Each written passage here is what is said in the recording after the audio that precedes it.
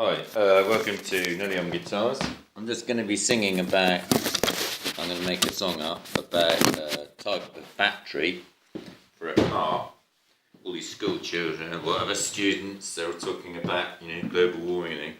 We could have batteries underneath cars that maybe are owned by the petrol stations. I don't know, who owns them? But it would mean that whenever you drive into a garage, in your electric car,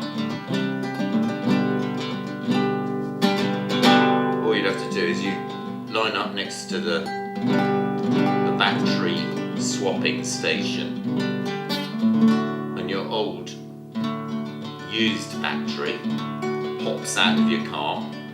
It's all lined up with lasers, complicated stuff that I don't understand.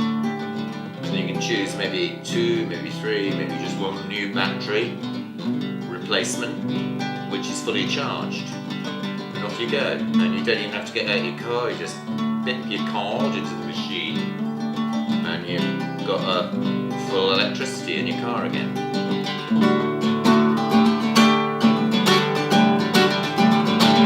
Rather like with cattle gas bottles, they do it with cattle gas bottles, but they're heavy, But these things are underneath the car, and just pop them in and out. Very easy technology.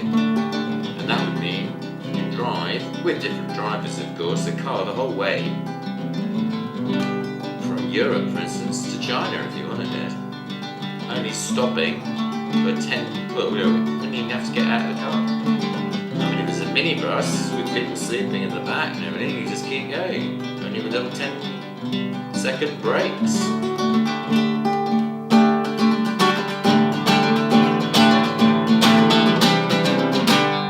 Of course, you've got the electric trains we could have, but you see, this is where the economics of it comes in.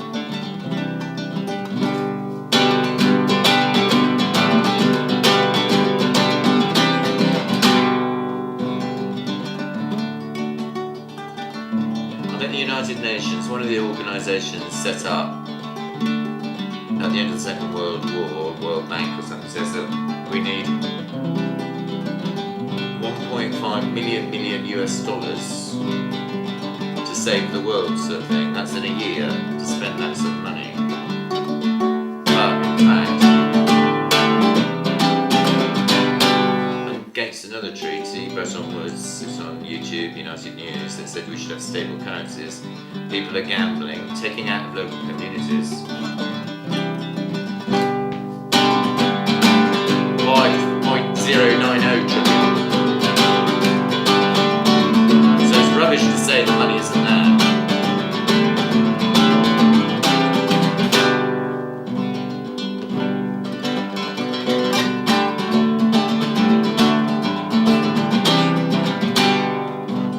There's loads of money there.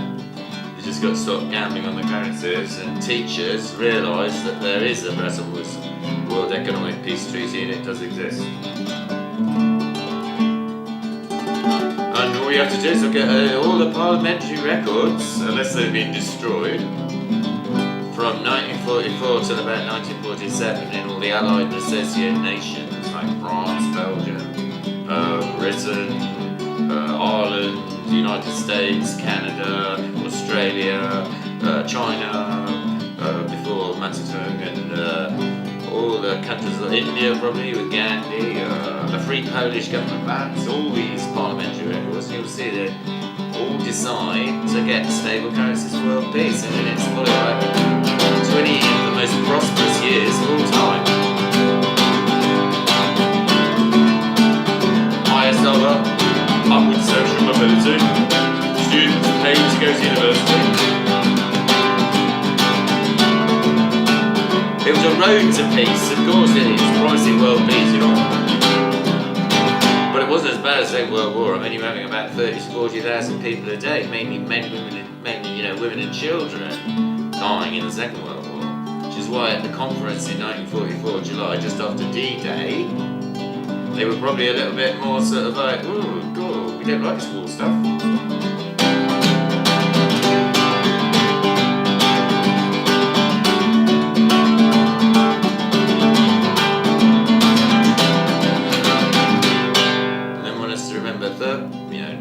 weapons. Apparently there's no limit to the size you can build a nuclear weapon. Now they've got thermonuclear ones. I think we're better off really investing in people. Keep the money in the local communities.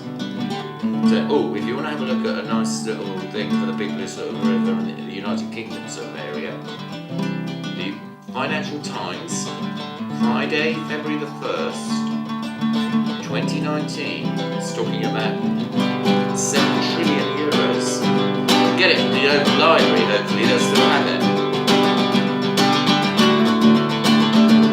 You'll see there, they mention a few banks, and they also mention something irregularities in the foreign exchange rates or something. Well, they shouldn't even be having foreign exchange rates, I think, because they should all be stable currencies, so that's one thing. But it's 7 trillion. You know, that's a lot of euros, that is. In dollars, it's about the amount of money they move in currencies every day. Well, 300 days a year on the Forex.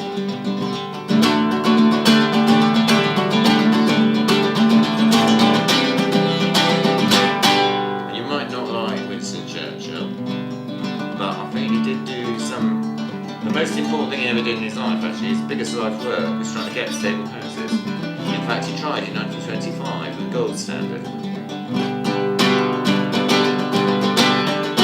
And one thing which should be in Hansard, because I got it from Wikipedia and it was supposed to come from Hansard, which is the United Kingdom parliamentary records, is in 1925, Churchill said, "And we take these measures against speculators of any country, of any kind, and of any..."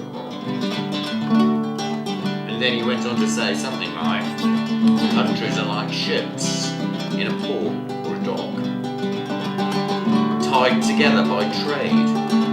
And if one should fall, we can pull the rest down with it." Anyway, the stable currencies didn't last in the gold standard. I think Churchill kept Britain on it to great criticism. But in 1929, there was the Wall Street crash, where speculators attacked the American Stock Exchange in Wall Street. It pulled down the American economy of the United States. Has to ask, if the speculators hadn't attacked it, maybe it wouldn't have happened. Anyway, it pulled out the rest of the world's economies. A message that's quite important for us today, because there are people who talk about destroying the European Union and this, that and the other, and getting all highfalutin, and we're doing better than the Japanese, and the French are doing, we'll do them more than they can do us, and all this stuff. I mean, it's all speculated stuff, really, but it's rubbish, because if one of the countries falls, you can pull the rest down with it, especially if it's a bigger country.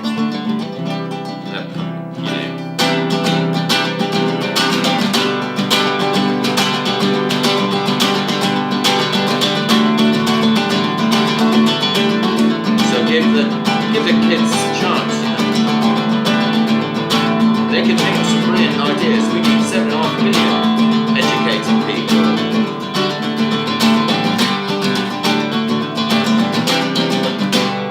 You know, for the best ideas, we need 7.5 billion brains. We don't need just a few people knowing what's going on, having all the money and just playing this stupid game of roulette that's proven in the past to be a disaster, causing world poverty, even citizens of the United States lying underneath trains to get from the Midwest to the coasts. I think millions of them. Crops, you know, food left to rot in the fields because there's no money for anybody to buy it. It's too expensive to get it to market. Anyway.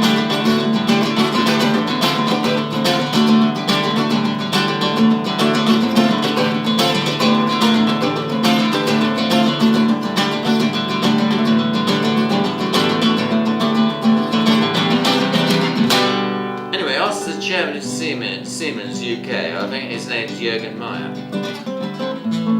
Just as you know, like if they had a day's worth, him and his company, just a day's worth of the money being wasted on the currency markets. I mean, it is being wasted, because for every $20 of world trade, they move $1,500 a year just gambling, you know.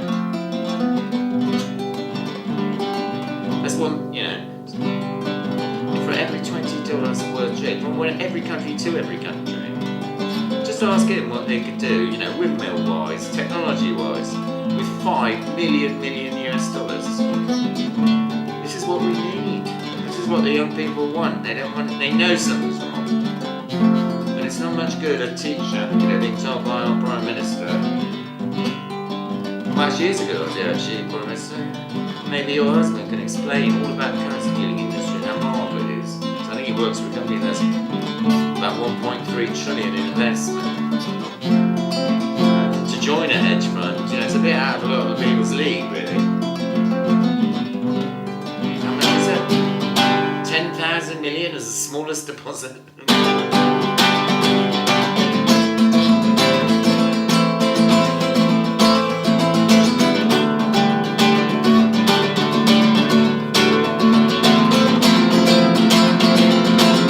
10,000 million as the smallest deposit. Against the World Economic Peace Treaty.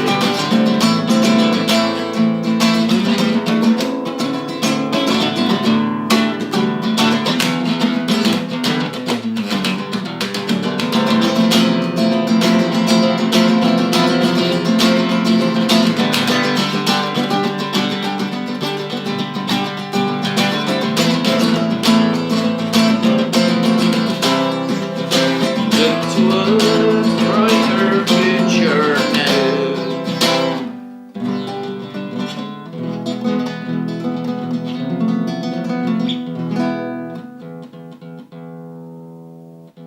Yeah, is it still slightly out of tune? If I do that, you see it go green.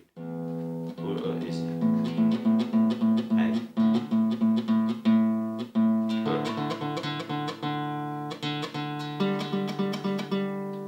I'll do that because this is my tuner system. Great for a desert island or on a boat, you see, because it's stainless steel and it's about, it's only about a few quid, you know. Not even that, about £1, I think, for these little roof bolty things. Stainless steel, not the best stainless steel, but.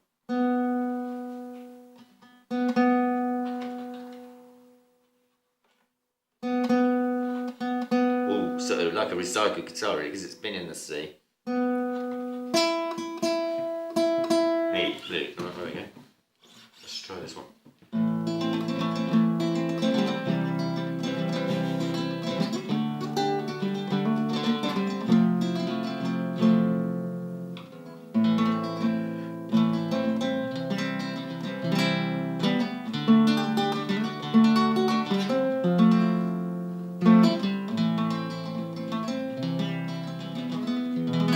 We really need some of these rock stars to come out of the woodwork and start singing about we're out on woods, really. Yeah, or rapping. People should rap about it.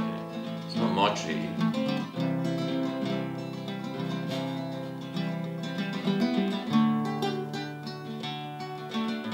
Imagine Churchill doing some rap.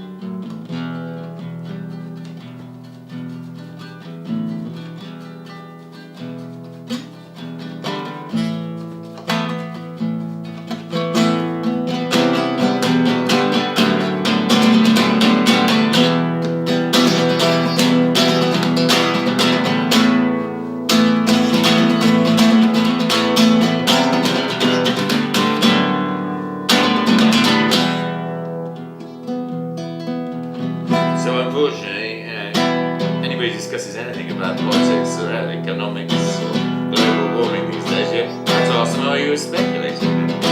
Is it that you don't want us to go to the United Nations and get the best economy for the world, which is obviously stable currencies, because you want to protect this lunatic business, which is against all the major world religions, humanism, pacifism, and the Bretton Woods United News, obviously, peace treaty, and Gamblers Anonymous, which is if your gambling is harmful to yourself or others, you should do it. It's not really very patriotic, either, is it? If you're going to sort of sell your own currency just before, or some referendum or something, you know you've been told or something that the pound will go down, buy a bit of gold, you're going to get 20%, it tends to make your sort of eyes wobble a little bit, because if you borrowed £1 million, it's going to give you 20%, it's going to give you 200,000 quid for a day's spinning. Might make the old eyes go a bit wilder. What? You're a traitor if you don't like burn the way I want, so I can give me 200 grand.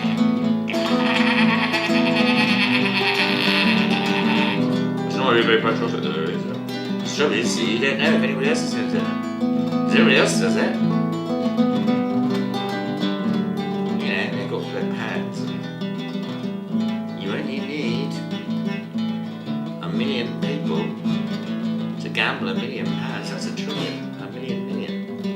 And then, it could send a man into a spin. Hyperinflation. Like in Venezuela. It's not really doing anybody any good. That's against World Economic History. It's not just Venezuela, it's Argentina,